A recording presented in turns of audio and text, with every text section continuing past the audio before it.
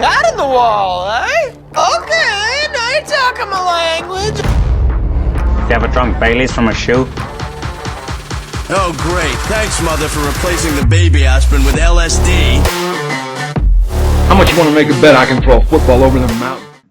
All right, welcome in to the View from C Deck, and it is officially Hate Week. But real quick, we got to do a review of this Maryland game because there's a lot to talk about it. So, my man, Direwolf, Big Hoss is here, all three, a threesome to maybe shit on by guys a little bit before we push it out of the way, push it out of our minds, and just focus solely on that team up north.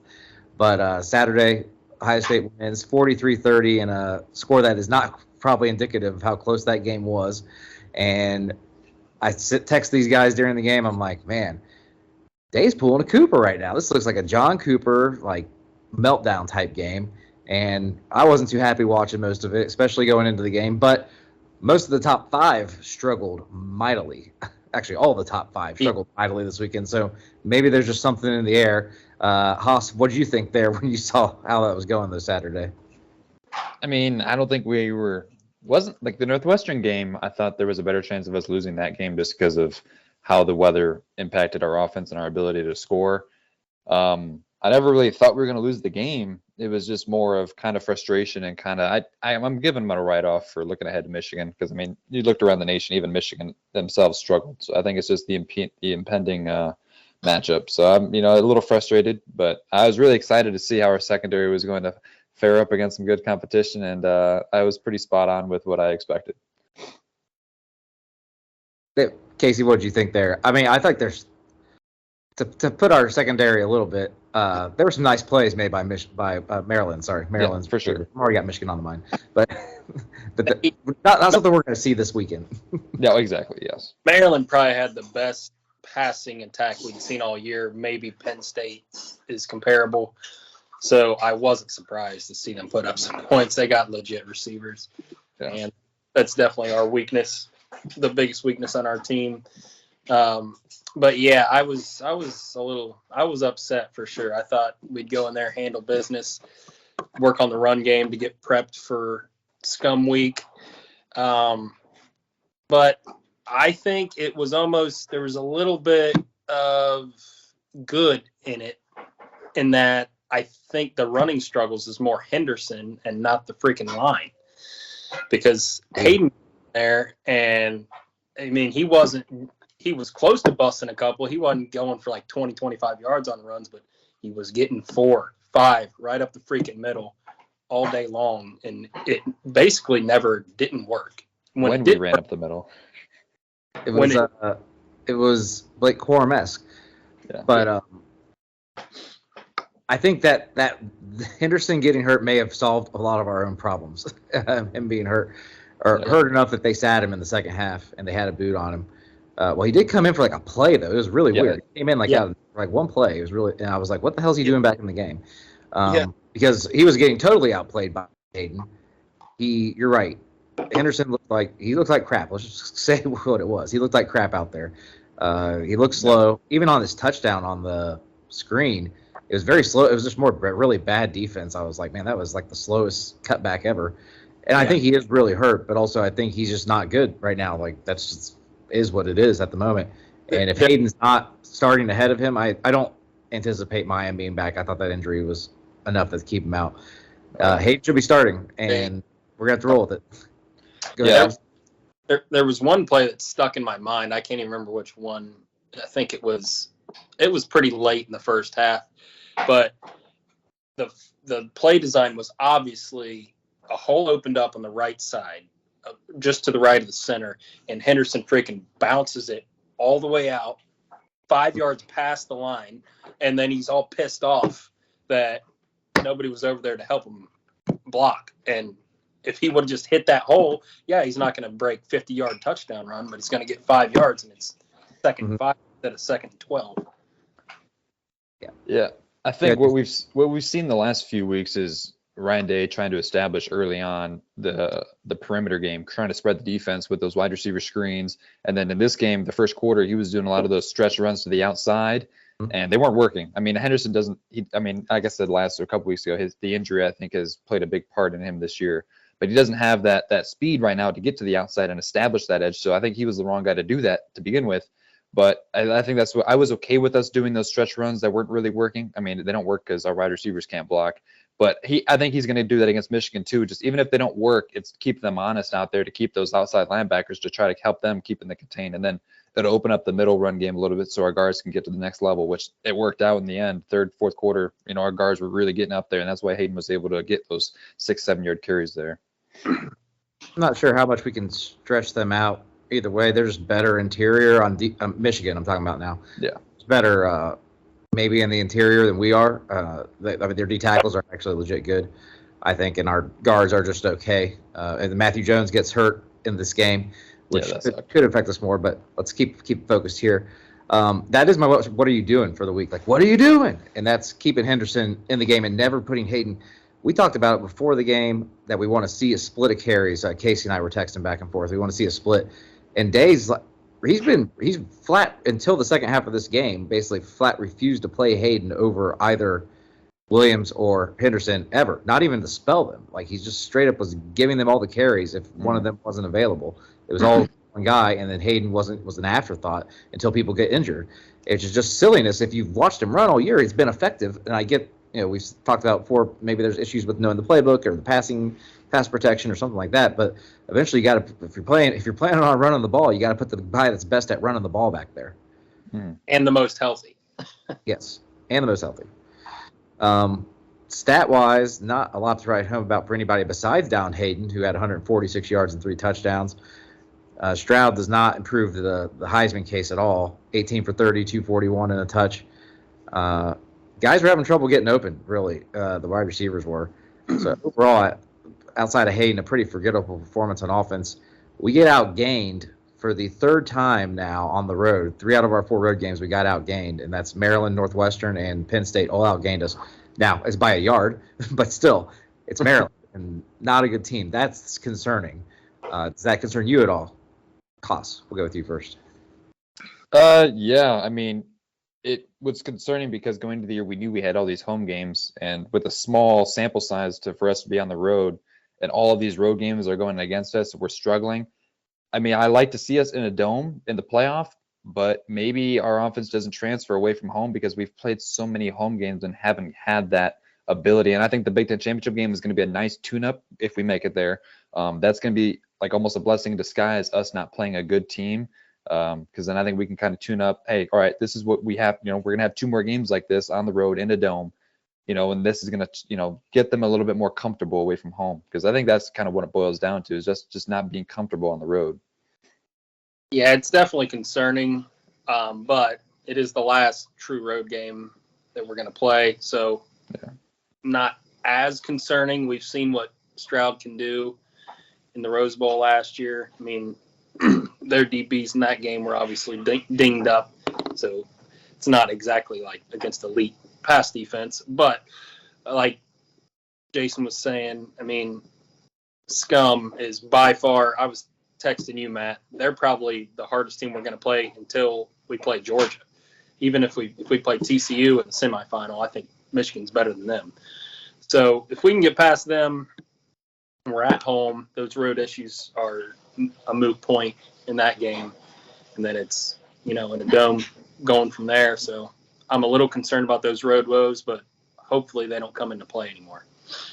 Yeah, I think you're right. I mean, we're gonna travel unless we somehow end up playing in Atlanta the first game against Georgia, which would involve us losing, and then also having USC, Clemson, and LSU all lose, which is not a likely scenario anyway.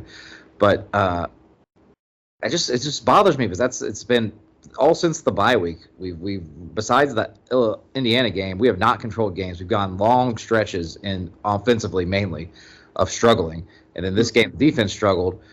The defense had the same. It was kind of like a 2013 problem all over again when we were giving huge cushions to guys and not giving enough time to get the pass rush at all. And then there's it's third and 5. There was one that was real obvious, like a 3rd and 5, and Burke just gives him he gave him the hitch route. Yep. 6 yard out, and it's an easy. I could have made that throw. It was something I didn't expect to see from a Jim Knowles defense, but maybe I think there is a lot of holding back this year, and I don't know though. I don't know how much you hold back. Eventually, you are what you are. Like I always say that you are what you are. You can't just say, "Oh, they're holding back," and or they're playing vanilla. Like it's just you kind of are what you are at one point. Maybe he's. I think we've seen his frustrations with him pulling guys early. Maybe he's realized that they aren't, like I've said it, like I don't think they're really that good. And I think he's maybe trying to hide them a little bit from, hey, Michigan, Georgia, don't see our weakness here. Because, I mean, if teams aren't watching all these games, which, I mean, they are if they're going to be playing us. They're going to watch it. But, I mean, it's pretty apparent that they, especially Maryland, I think they do have 2 receivers that are going to go into the NFL. So I think that's why they were giving them the respect that they were due. But, I mean, you got to give them some practice because Georgia's going to have some beasts on the outside if we do play them, and it's going to be the same thing. They're going to manhandle us, like on the perimeter. Yeah, I've been saying it all year. It's going to take an elite defense and a good passing attack to beat us, and Georgia has that, but Michigan does not have both of those. So No. that's why I'm not as concerned this week. I mean, it's the game coming up, so always nervous. But they don't concern me nearly as much as a Georgia for that reason. Oh, true, and I'm not sure that their pass defense is anywhere near Georgia's either. But I'm not sure our pass offense is where we would think it would be at this point in the season. I think we are mixing Jackson a little bit because Fleming, I guess that's another big concern coming out of this game.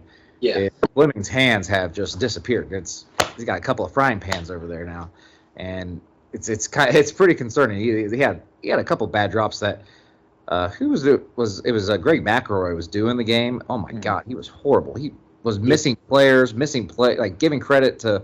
He gave credit to Steel Chambers on a play that was totally made by Cam Brown, and Steel Chambers got himself blocked. It was kind of hilarious, like right there. And it also gave a couple of like PBUs to Maryland when Fleming just flat dropped it. The one that sticks into my mind, he called the throw to Stover the best throw of the day for Stroud, and it was just like a pitch and catch type of pass. Maybe it was an underhanded compliment there. Yeah, I don't know, but Stroud hasn't looked the same for several weeks, except for Indiana. It's like just up and down. We need some consistency. I'm hoping all this talk, they've had 365 days to think it over. That'll be a huge motivator, hopefully. So I guess, like I always ask you guys at the end of these, did this week make you feel better about our national championship? And if you do think that, you need to go like slam your head against the wall a few times, knock yourself out, to get those brain cells jarred back. But how did you feel about our championship dreams after this week? I obviously feel worse about actually winning the whole thing, but I honestly feel a little bit better about getting to that point because Corum gets banged up. I mean, once he went out, they looked completely different. I mean, they looked awful once he went out. They were lucky to win that game. So I will say I feel a little bit better going into the game after seeing their struggles, even though we struggled, if that makes any sense at all. But as far as actually winning the whole damn thing, I felt worse. Yeah. Haas. Yeah, I'm not seeing the energy out of. I think we're at our best when Mayan Williams is on the field. I see a different type of energy coming out of the players. I think it's kind of weird and hard to explain, but I'm not seeing it in the trenches. I'm just not seeing this team being able to line up against Georgia and win in the trenches, and that's where we're going to need to win, especially against Michigan. If they manhandle us in the trenches and they are able to contain us, I'm not really confident in our national championship hopes right now. I haven't really been super high on them, but yeah, right now it's near an all-time low. Yeah, I'm probably lower just because I think Georgia's a tough matchup for us, and I keep more and more keep thinking that. But I think we're maybe the only team that can beat Georgia because we do have the potential, and especially if we get Jackson back for the playoff run and get healthy at running back. I mean, we have a lot of injuries, but so does everybody else. Like, it's not an excuse that we can really make when other teams are facing the same problems that we are, injury-wise. But I think our A game is still good enough that we can win the title. I want to backtrack a little bit though, because I don't know how we forgot to talk about this, and we'd be remiss if we didn't. Another 2-point conversion fiasco for us that doesn't make sense when we get the false start. Another delay game off of basically like a fresh clock to use because Ryan Day is changing the damn play. CJ Stroud showed his frustration during that. He was yelling at Day to get the play in because they're once again changing the play with like 14 seconds left and on the road. CJ's having to go tell everybody individually the play, and we just run out of time and get another delay game, which we've Casey, how many is that this year? Like 10 so far? I swear it's got to be 10. I just get so pissed off every single time. It's almost like he'd rather, the way our offense is, he thinks he'd rather take 5 yards than waste the timeout. But then he should go for 2. He should have went for 2 regardless. Which he should have again. Exactly. Going to, what's the difference? It actually opens the playbook up a little bit more. I was shocked when he didn't go for it. The one thing, and maybe I wasn't paying close enough attention because it was like I hate 3:30 kicks because then my kids are up the whole time and it's dinner time. I can't focus as much as I'd like to. But